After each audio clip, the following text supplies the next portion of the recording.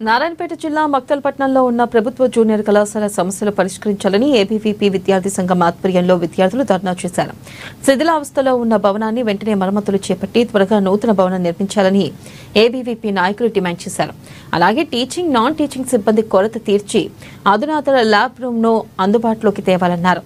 ఇక నూతన భవనాన్ని కళాశాల మైదానంలో నిర్మించిన ప్రహారీ కూడా ఏర్పాటు చేయాలన్నారు.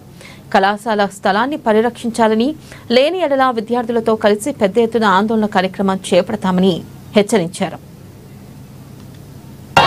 ఈ రోజు ఈ యొక్క మక్తల్ కేంద్రం లోపల ఈ యొక్క నిరసన కార్యక్రమం ఎందుకు తెలియజేస్తున్నామంటే, ఈ యొక్క ప్రభుత్వ ఇంటర్ కళాశాల లోపల ప్రతిరోజు ఏదో ఒక సమస్యతోన విద్యార్థులు బాధపడుతూనే ఉన్నారు. కనీసం ఒక మహిళలు, ఒక ఇంటర్ అమ్మాయిలు ఒక వాష్రూమ్ కి వెళ్తామన్నా కూడా 300 మంది విద్యార్థులకు 3 వాష్రూమ్లు ఉండడం సిగ్గుచేటు.